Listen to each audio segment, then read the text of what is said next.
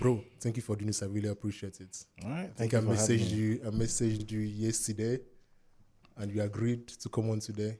Yeah, you were calling me sir. I don't know why you did that. Like, you didn't No, I whine mean, me.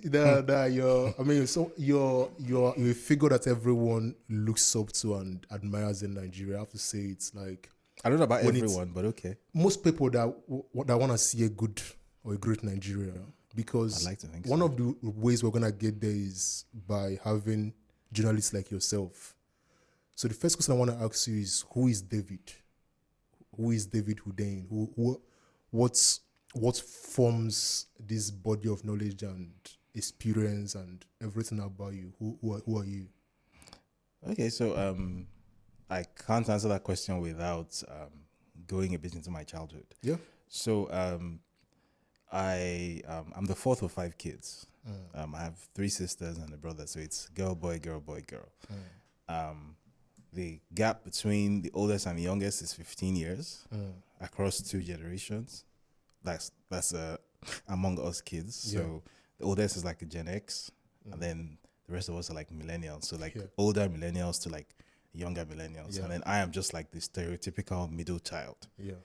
So the older three, because they're sort of close to each other in age, so they always had their own little clique. And then my younger sister was like 4 years younger. She was like the last born, so she was like my parents' baby, and I was like the middle child who was just always on my own. Yeah. Like literally always on my own. And that was further complicated by the fact that, so my parents were Jehovah's Witnesses. And if you know a thing or two about Jehovah's Witnesses, they are not encouraged. And I'm saying this as a matter of understatement. They are not encouraged to associate with anyone who is not a Jehovah's Witness as well. So having friends when I was a child was a problem because I wasn't really allowed to have friends except in school, which I sort of had to hide from my parents. So I led an epic double life. Let me just put it that way. For much of my childhood, I wasn't allowed to have friends over. I wasn't allowed to visit friends. Wasn't allowed to visit neighbors. Wasn't allowed to talk to girls, at least officially. I mean, I did obviously, but I mean, they weren't to know that. Wasn't allowed to have video games. We didn't even have DSTV until I was like 15 or something. So it was this sort of very, it's not fair to call it a repressive environment because the flip side that I always have to mention is that amidst all of this, these restrictions, by Nigerian standards, my family was well above upper middle class, well above that. It's not honest to describe us as upper middle class. We were rich actually by Nigerian standards. So I had access to things that I guess most other people don't have access to. So I think the most important thing, the most important formative ingredient, if you like, that sort of made me this way was the fact that because of that isolation that I described to you, all that I really had to do for close to, I don't know, when I started reading at 4 years of age, from then to when I left the house at 17, literally all I had was books and reading material. And that's the one thing we had in excess. So the family library back home, and there's no word of exaggeration here. There were no fewer than 1,000 separate books and publications in the family Similar library. to ours. So literally, I had nothing else to do all day than just read. And it wasn't just a certain type of reading material. It was from everything. There was religious material. There was fiction, so your Terry Pratchett's and your J.K. Rowling's and your Enid Blyton's, I had all of that. Your C.S. Lewis's, I had all of that. Then the African Writers series, so Ngugi wa Thiong'o, Usman Sembene, Bessie Head, Wole Soyinka, Chinua Achebe, had all of their titles, Cyprian Ikwensi, all them people.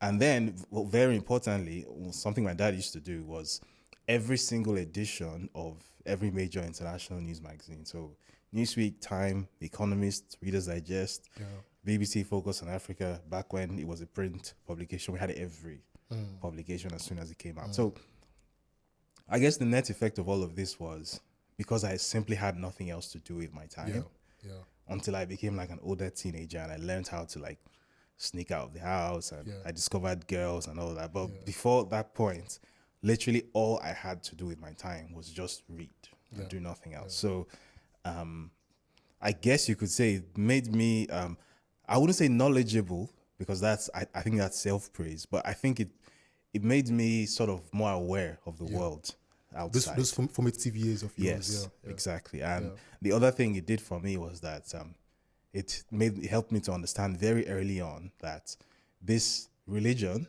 that my family was into, for lack of a more polite term, was BS, and I wanted nothing to do with it. Obviously, I couldn't come out and say that. I was living under my parents' roof, eating their food, benefiting from their tuition fees. So I had to keep that under my hat. But I don't know, maybe since I was like 5 or 6 years old, I just knew that this is absolute total iron bullshit. And I want not, as soon as I'm old enough to leave the house, you are not going to see me inside the Kingdom Hall anymore.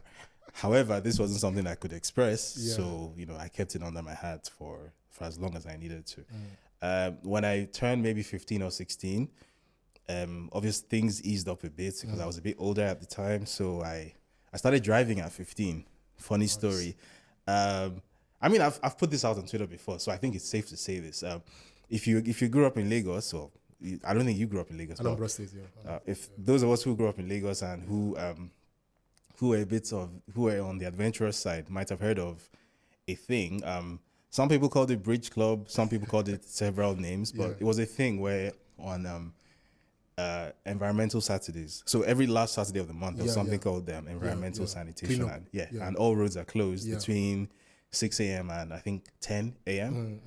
So a bunch of us boys who came from similar backgrounds would sneak out, or I would sneak out. The others weren't sneaking out because they were free to do stuff like that. Take some of their parents' cars out and go race on 30 Million Bridge. So I used to do that.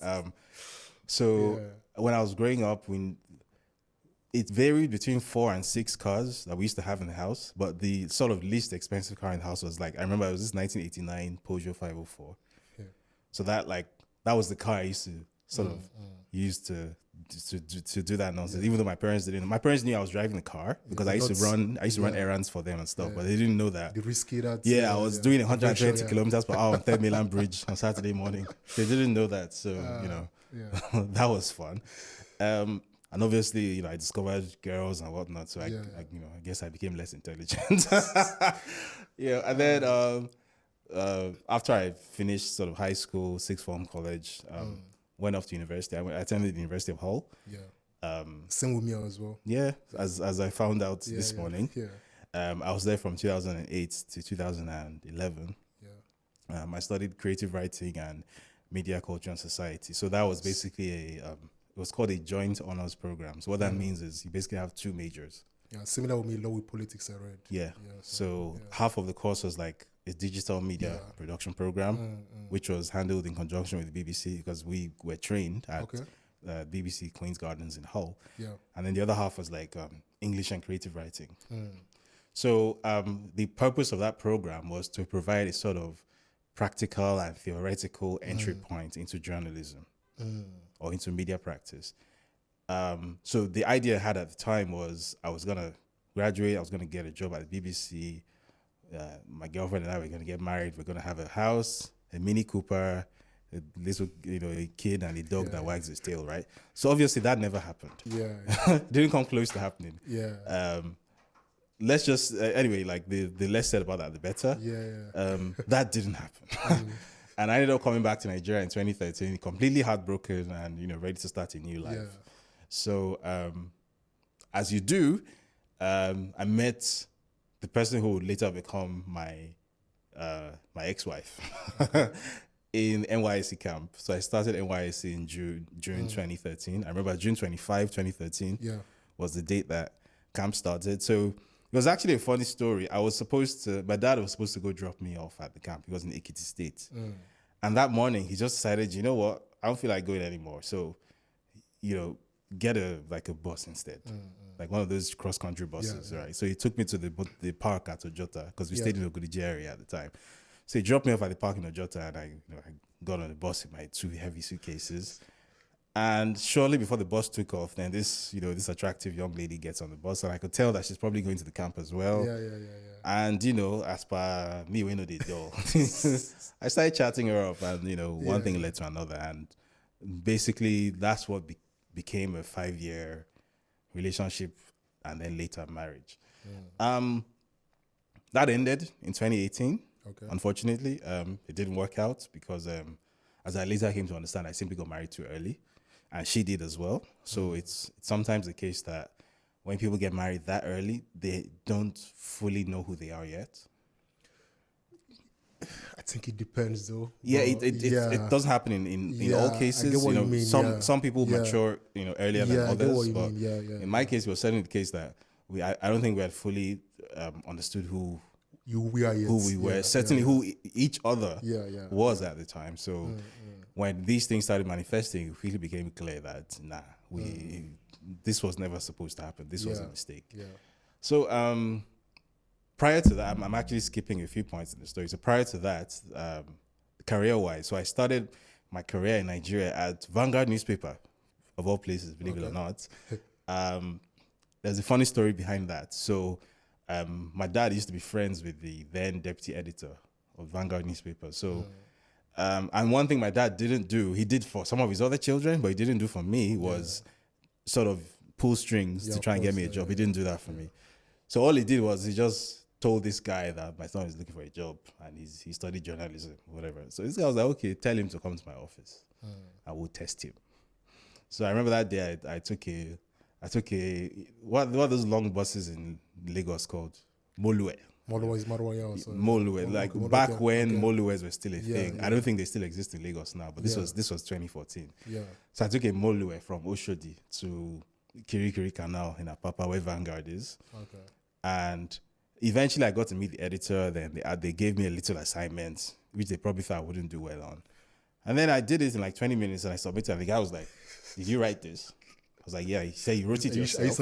It's not chat GPT. That was I was like, "Yeah, of course I wrote it myself." I was like, "Okay." Then he gave me 2 more assignments, and he told me he gave me a week to submit them. Something about the ACTA treaty back then. Sorry, not the ACTA treaty. The EPA treaty back in 2014. There was this thing, the Europe-Africa treaty, and then something about the election in Brazil back at the time. And I did all of it in like 48 hours. Wow. And it was like these 2 long, and I submitted them. And then finally they called me back. And this time the reaction was very different. They were like, you know what? We know that you are going to leave. We've seen what you've written. We've seen the quality of what you've written. Yeah. There's no point bringing you here because we know you're going to leave. So here's what we'll do for you. Then the guy picked up his phone and he made a call to a friend of his who ran a PR agency. Okay. So that was how I ended up starting off my career in PR instead of journalism. Wow. So in October 2014, I started off at an agency called Black House Media. That's BHM. Yeah. You might know it as BHM Group. Run by a gentleman called Aini Adekule. So he was my first boss in Nigeria, my first substantive boss. I came in as an executive intern in October 2014. By the time I left in May 2016, I had risen to head of content. Because content was what I did. I was a good writer. So I became the guy that writes everything that comes out of this organization. So when I left, I had this brilliant idea that, I've done all this fantastic work. I've been behind some of the biggest PR campaigns in Nigeria, even though nobody knew who I was. I'm the creative mind behind this, and a few people know me. So I bet I can set up my own copywriting agency, and I'd be successful, which wasn't a bad idea. But first of all, there were 2 reasons why it wasn't going to work. First, I did it because I felt peer pressure. Because a friend of mine known as I think you might know him as Big Timmy. He used to be quite a big social media personality then. He worked at BHM as well. And he had just left a couple of months before to set up his own agency called Media Panache. So basically we were working on the same account, the Nigerian Breweries account at BHM. So like Star Lager Beer, Baltina, all those brands. So so he was the lead on the account and I was assisting him on the account. And then he left. And then I wasn't promoted to lead on the account. So I started putting pressure on myself that means it's time for me to go. So he has set up his own agency, so I need to go set up mine as well. And, things don't work out when you do them for those kinds of reasons. Course, yeah. And then secondly, it was spectacularly poor timing because it was in the middle of the 2016 recession. In the recession, the first thing that suffers is marketing spend. Yeah. So I left BHM in May 2016. I set up my agency May 2016. And by August 2016, I was driving an Uber. I put my car on Uber. Yeah. Because I'd run through my savings, and it was I was a married man, I had responsibilities. You can't tell your wife stories. And it wasn't just the wife. I had a little brother who was staying with us as well. So I was basically a family man. I had responsibilities. So I put my car on Uber, and I did that for 3 months. So August, September, October 2016. Yeah. At the age of 26, November 2016 was when things started turning around, because I discovered that my strategy for trying to win business at the time was flawed. It was basically because what I was doing was I was pitching to these big clients because I came from BHM that works with Interswitch, Nigerian breweries, Kroll Inc., Viacom, MTN. So I was pitching to that caliber of clients as blue chip companies, I'm that guy that you knew from BHM. So, I'm on that level, which obviously you're not. Yeah, of course, yeah. So I realized eventually that you had to really sort of start from the bottom if you want to get anything on your portfolio. So believe it or not, I started off from Naira Land, of all places. Yeah, that's still fortunate to today, right? Yeah. I started off on Naira Land, of all places. Yeah. I was scanning through like the jobs and vacancy section and like the writer section, and I saw a few adverts of people who were looking for copywriters for this or for that. Okay. And that was where my first paying clients came from. Okay. It wasn't a lot of money. Yeah. It was 5,000 here, 10,000 there, but it blew my mind, the fact that I can do work right now in 2 hours and I can get paid today. And that's it. And there's no long process involved, and I don't have to pitch for 2 weeks or something. Yeah. It's literally a couple of emails and that's it. And that's where I started from, really. So by January 2017, I'd gone back to paid employment, but I was still doing this on the side. So April 2017. So in February 2017, I'm skipping the story again. It's February 2017. I saw an advert, also on Ireland, funny enough, for a new TV show which was being put together by Channels Television. Right. The show didn't have a name yet. It didn't have a format yet, but it was supposed to be a political satire show. Yeah. And I used to be a big fan of The Daily Show with Trevor Noah, Saturday Night Live. So I was familiar with what that format looked like. So I submitted an application. The application was basically put together a script, a comedy script. Right, with all the audiovisual inserts and everything. And fortunately, because I had that skill set, I knew how to cut videos. I already knew how to do a lot of this. So I put together a script. I sent it and I forgot about it. In April, they got back to me and they were like, "We loved your script. Do another one." So I did another one, and again, I forgot about it. June 2, 2017, they finally got back to me and they were like, "We're bringing you on. Like, the show is going to start next month, and not only are we bringing you on, you're the first writer we've hired on the show. You're the only writer we've hired on the show so far. So we want you to hire out the rest of the writing team." Wow. So they basically gave me that responsibility, And we talked money and everything. So at the time, it was 100,000 naira per episode, and there were 4 episodes in a month. It was 400,000 naira a month. Wow. To me, that was... Yeah, of course. Of course, yeah. No day job had ever paid me that much before. For context, though, this is a country where minimum wage is 30K. Yeah. So, and bear in mind, this was 2017, where the official naira exchange rate was still like 350 thereabouts. So 400,000 naira was over $1,000 a month at the time. So that was like, wow, I didn't know that Nigerian organizations pay this much.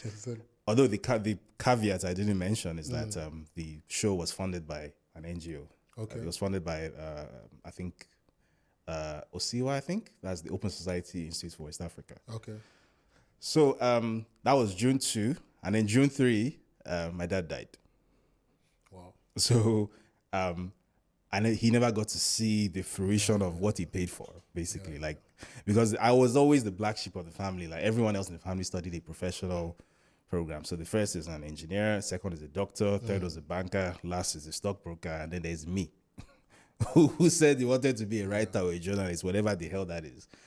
And had a very expensive education. I didn't really have much to show for it. So this was going to be that thing I was going to show them, and finally, that your investment didn't waste. And he didn't get to see it.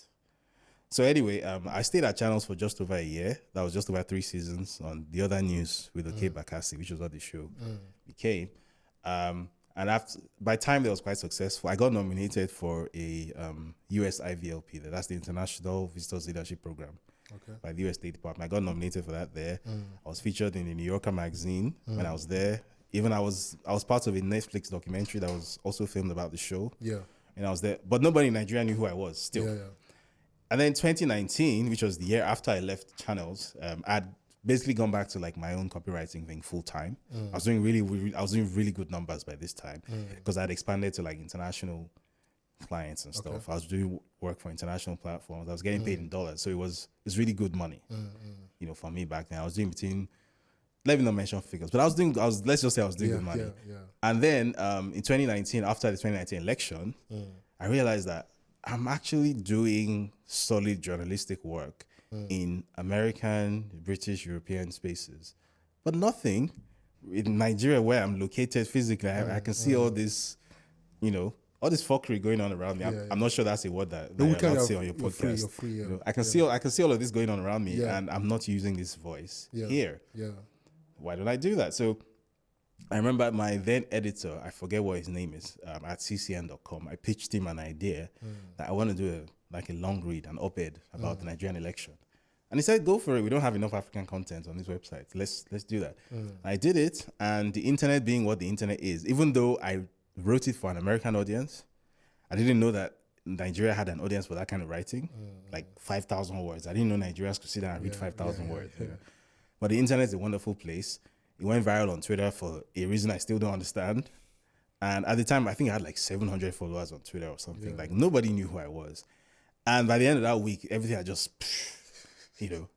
And then I realized, wow, there's a whole like untapped market segment here for a particular style and voice of writing that simply doesn't exist in the Nigerian space. Because I think a lot of what passes for Nigerian journalism is just people trying to basically sell their patrons, basically.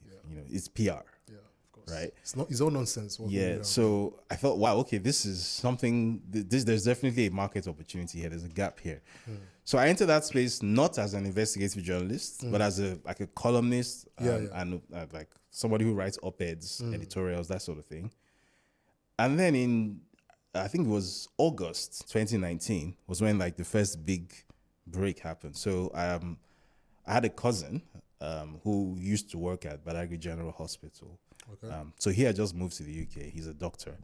And he had a few colleagues who were still at Badagry General Hospital who had like these really sad tales to tell about the place. Like doctors are performing operations without like overhead lights. They were using like their phone flashlights. The taps weren't running, so they'd have to like use a bucket and a baler to wash their hands in between patients. Patients had to pay for like their gloves and stuff. They had to reuse surgical scrubs. And then the maternal mortality rate was like 4 in 10. Wow. Like just absolutely atrocious situation. So, and he was like, I know you've never done this kind of story before, but you're a journalist, I'm coming to you. So I thought, okay, this is an opportunity. And at the time, I was involved with an NGO called Rise Networks. There was an online TV station that I was head producer for. It was called The Sheet TV. It was funded by the MacArthur Foundation. So at the time, we had like a $10,000 grant or something, which we were trying to figure out what to do with. So this just presented itself. So I was like, okay, not only am I going to do a story, I'm going to do like a documentary. So because we had access to like a film crew, an editor, a bus, cameras, all that stuff. So we actually went to Badagry. We did some filming. We spoke to people. We weren't able to do the undercover filming that we wanted, but we created a documentary. And then I wrote the story and I put it out. And I think that's what changed my life, because the reaction that it got in terms of, not in terms of the reaction from people who read it, but in terms of the Lagos State Health Service Commission, like they started doing unplanned inspections. They fired a few people and the maternal mortality rate it halved. Nice. So I thought, wow, something I did on my laptop saved somebody's life. This massive impact. Wow, I want to do more of this. So a couple of months after, a lady, Mercy Abang, she runs a platform called Newswire, newswirengr.com. She reached out to me with a story, which incidentally I think is the very first story in this book. Yeah, the lady in Abuja, right? Yes, the Abuja raid story. And she was like, she had already done a lot of the background work, but I read this and I thought, I can do more with this. So I asked her for everything she had, the materials, the recordings, access to the victims, everything she could give me. And I put it out as a sort of multi-format investigative story. When I say multi-format, I mean it's not just writing. There's visual elements, there's audiovisual elements, and everything is sort of like delivered in one, which wasn't a thing that people were doing in Nigeria at the time. Even up to today. Exactly. And it worked very well. Yeah. And in fact, it worked so well that a couple of months later, when one of the main ladies in the story, she sued the FCT ministry, and she won her case in court. And the ruling, which was delivered, I think, by Justice Binta Mutala-Nyarko, the ruling actually mentioned my story. Wow. So from that moment on, I knew, right, there's no going back, right? So even though at the time I was still doing copywriting work, that was still my day job. Yeah. I still do some copywriting work till today, actually. But that's when I thought, okay, I am going to shift this to the side, lower the priority of this, and face investigative journalism as my sort of main career focus right now. Even though financially it's not rewarding, because my contract with Newswire was like 20,000 naira for a story, and it was 5 stories a month. So it was like 100,000 naira a month, which was, to put that in perspective, my office, because I used to work from a private office in Oba, my office cost 70,000 naira a month. So this was really nothing. It's not gonna do anything, I really believed in what I was doing. 2020 started, and I just sort of never looked back. And each story was bigger than the last one. Each person I took on was bigger than the last one. And I started building up this reputation as the guy who would go to the places where a Nigerian journalist is not supposed to go. You know, because there's this perception that in a very damaging perception in Nigeria that a journalist is this sort of like hungry, exactly, take envelopes, brown envelope, bedraggled person with low self-esteem. You know, up to today, it's still the same. You know, but I made it a point to be, you know, the exact opposite of that. You know, which is why to today one of the most common criticisms you hear of me is, oh, he's arrogant. He's proud. Which is what the elites say to people that they can't control. Exactly. They can't control you. They will brand you as... What they really mean by his arrogance is that he's independent. We can't tame him. We can't tell him what to do. He doesn't eat out of our palms. That's what this is about. So by October 2020, I think my cup was finally full. And after the Lekki massacre, I didn't need anybody to tell me. I just knew that now it's time to leave. Because now it has got to the point where they're shooting people dead in the streets for protesting. They're going to start coming after any kind of dissenting voice. And what made it worse was at the time, the story I was about to put out was a story that essentially implicated the government in the events of October 2020, the Lekki massacre, because the story basically included information that revealed that the internet outage that everyone suffered around the time of the massacre was a planned event, that there was sabotage that was timed to coincide with sabotage on the fiber optic cables supplying Lagos that was timed almost exactly with the massacre. So, and obviously the only people that know where these fiber optic cables are buried are the federal and state government and the networks themselves. So the networks basically said, we're not the ones, we had nothing to do with this. So that leaves the government. Exactly. For context, that's the NSAS protest of October 20. That's when they, not October, it happened days before, weeks before, but 28th of October 20 was the day that Nigerian youths were murdered at the toll gate. So that's the story I was talking about. So I left basically because I knew that if I put the story out while I'm still here, they'd be looking for a reason to arrest me. Already. And they're going to use this as an excuse and say, who's your source? You know, when I say they'll be looking for a reason to arrest me, I'm not just saying that. I had actually been told this by a family member who himself is one of these people. I'm not going to mention his name, but he's one of those, you know, he's an Abuja person. He's a party member. I think we all know who he is.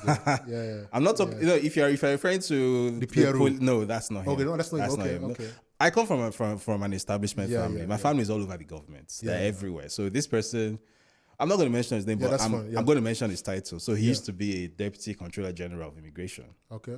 So he's a very well-known person. He's rich and everything. He collects contracts from Abuja. He's all that, right? And I remember in 2019, I went home to Badagry for the Salah festivities because it used to be a thing that the whole family travels home to celebrate festivities. So this person who had never said a word to me before, he looked, because he came with his convoy and everything, and me, I was just there with my little Kia Rio, and he came to look for me. And he said it with a smile on his face, but I could tell that there's real menace where this came from. And he said, we've been seeing what you've been writing, and people have been calling me. People have been calling me that. And then he touched the glasses on my face. He said, have you seen SSS headquarters in Abuja? Do you know that it goes 7 stories underground? That with these your glasses, he kept tapping my glasses. With these your glasses, you will not see anything inside there. That's crazy, though. And he said with a smile on his face, but I knew that that's not a joke. That's a warning. Of course, yeah, of course. So when this happened, I didn't need to be told twice. I took a hint and I relocated myself. Yeah. So 2021, which was when I think I really started using my work almost like a blunt force weapon. I decided that, you know what, this entire this Buhari administration specifically, and the Nigerian system in general, I'm tired of negotiating with it. Like, I'm tired of acting as if it makes sense. It doesn't, right? And I don't want to deal with this BS anymore, right? So I'm going to be that guy who, even if there are 100 of us, if 99 of us are saying that this is an apple instead of a book, I'm going to be the guy that says that it's a book. Even if 99 people are telling me that I'm stupid. And I'm simply not going to care, right? So it almost became like a thing of like personal mission for me. Like, I don't really care what you think about me or what you think about my work or whatever personal opinions you have. I'm not doing it for you. I'm doing it for me, right? Almost like to tick a box in history that there was at least one person who didn't follow the mob, right? So that's kind of like what led me down this road. So.